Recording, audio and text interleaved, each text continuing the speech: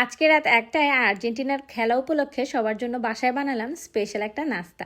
এই নাস্তা খাবো আর আর্জেন্টিনার খেলা এনজয় করব। কি বলেন আপনারা? ছোটবেলা থেকে দেখে এসেছি ফ্রেন্ড সার্কেল, আব্বু, আমার চাচারা, এলাকার সবাই একটা দলকেই সাপোর্ট করে, সেটা হচ্ছে আর্জেন্টিনা। ছোটবেলা থেকে আমরা সেই দলটাকেই ভালোবেসেছি, যেটাকে সবাইকে ভালোবাসতে দেখেছি। আর ছোটবেলা থেকে আমার ফুটবল খেলাটাই ভালো লাগে, ক্রিকেট খেলাটা দেখতে একটু বোরিং লাগে। তাই সবসময় আর্জেন্টিনার ফ্যান হিসেবে খেলা দেখতে খুবই ভালো লাগে। যেহেতু এই বছর আপনাদের ভাইয়া বাহিরে সবার সাথে খেলা এনজয় করে, তাই আমার আর বাসায় তেমনভাবে খেলা দেখা হয় না, আমি ফোনেই দেখে ফেলি। বাট আজকের খেলাটা একটু স্পেশালভাবে সবাই বাসায় বসে দেখব, এর জন্য সবার জন্য আগে থেকেই নাস্তা প্রিপেয়ার করে রাখছি। এখানে আজকে বানাবো চিকেন বান। ওই দিনের চিকেন বানটা আপনাদের ভাইয়ের কাছে নাকি অনেক বেশি ভালো লেগেছে, তাই আজকে ভাবলাম আজকেও মজা করে চিকেন বান বানিয়ে ফেলে। এখানে নিয়ে নিয়েছি পরিমাণ মতো ময়দা, দিয়ে দিয়েছি 2 টেবিল চামচ ইস্ট, শুকনো ইস্ট। তারপরে প্রথমে চিনি দিয়ে খুব ভালো করে মিক্স করে নিয়েছি, যাতে করে ইস্টটা একটু অ্যাক্টিভ থাকে। আর তারপরে লবণ দিয়ে, অল্প একটু তেল দিয়ে, ভালো করে উষ্ণ গরম পানি দিয়ে ডোটা মেখে নিব। হাতে কিন্তু সময় খুবই কম, নাস্তাটা বানাতে আমি একটু দেরি করে এসেছি, যেহেতু রাতে খাবো তাই একটু লেট করে এসেছি। আর এই ডোটা মেক করে আমি এটার পুরটা মেক করতে চলে যাব। ডোটা খুব ভালো করে হাতে মধ্যে তারপর আমি একটু অয়েল ব্রাশ করে তারপর রেখে দিব।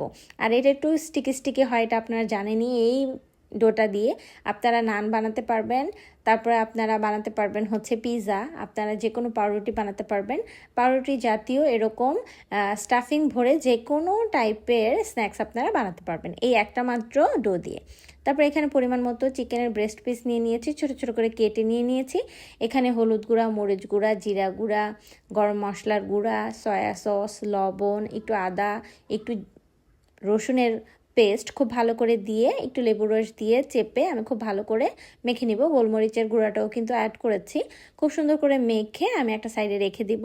আমি এক নিমেষেই সব কিছু বলে দিলাম, আপনারা একটু দেখে দেখে আপনারা রেসিপিটা অবশ্যই ট্রাই করে দেখবেন। প্রথমেই শেয়ার দিয়ে রাখবেন, যাতে করে আপনারাও বাসায় রেসিপিটা ট্রাই করতে পারেন আর সবাই যাতে দেখে আমার চ্যানেলটা ফলো করতে পারে। অবশ্যই একজন অ্যাক্টিভ ফলোয়ার হিসেবে নিজেকে পরিচয় দেওয়ার চেষ্টা করবেন। প্রথমেই আপনারা কি করেন, ভিডিও দেখেন বাট লাইক কমেন্ট শেয়ার কিছুই করেন না। এটার জন্য আমার ইদানিং খুবই মন খারাপ হচ্ছে। আমার এত ভালো ভালো কোয়ালিটিফুল ভিডিওগুলা ফর ইউতে যেতে পারছে না, কারণ প্রথমে ফেসবুক রিচটা খুব ভালো দেয়, যখন দেখে যে এত ভিউজের পরেও লাইক কমেন্ট শেয়ার কম হচ্ছে, তখন রিচটা আবার লিমিট করে দেয়। প্লিজ দয়া করে এইরকম কাজ করবেন না। ভিডিওটা দেখে সাথে সাথেই একটা লাইক করে তারপরে সুন্দর একটা কমেন্ট করবেন, তারপর ভিডিওটা কন্টিনিউ করবেন, পুরো ভিডিওটা দেখার চেষ্টা করবেন।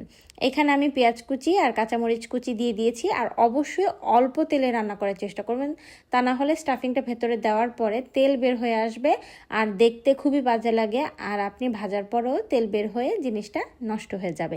তাই অল্প তেলের মধ্যে এটা রান্না করার চেষ্টা করবেন। আমি পেঁয়াজটা গোল্ডেন ব্রাউন করে নিই, এটা একটু কাঁচা কাঁচা থাকবে, একটু সতে হওয়ার পরেই আমি চিকেনটা দিয়ে দিয়েছি। চিকেনটা ঢেকে সেদ্ধ করে নিব, পানি ইউজ করিনি। আর একটু মশলা অ্যাড করার জন্য আমি ম্যাগির যেই স্বাদে ম্যাজিক মশলাটা আছে সেটা ইউজ করেছি, আপনারাও করবেন, তাহলে এক্সট্রা একটা ফ্লেভার। এদিকে ডোটা আমার মোটামুটি ফার্মেন্টেড হয়ে গিয়েছে। এটা আরও সময় ধরে রাখলে এটা একদম ফুলে ডবল হয়ে যেত, বাট যেহেতু হাতে সময় কম আমার এইটুকুতেই চলে যাবে।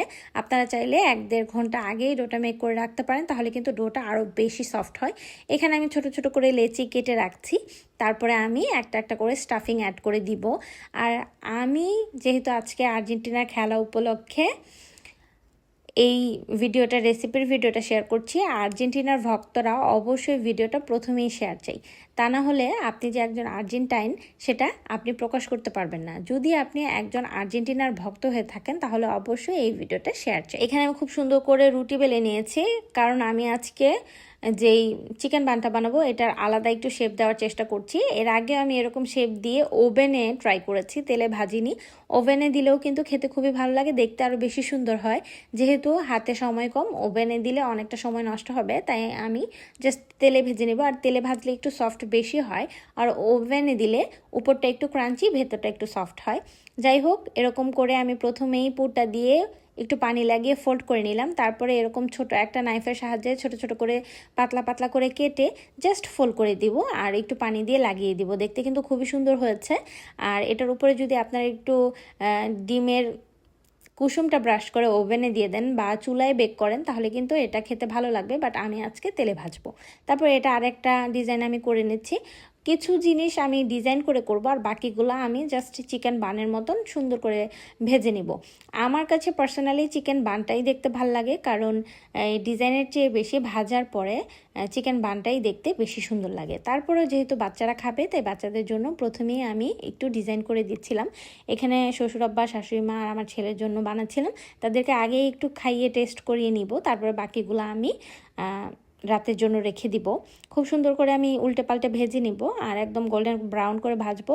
কিন্তু যেই চুলার আঁচটা সেটা কিন্তু খুবই অল্প থাকতে হবে, তা না হলে কিন্তু বানগুলো উপর দিয়ে পুড়ে যাবে, ভেতর দিয়ে ভালো করে কুক হবে না।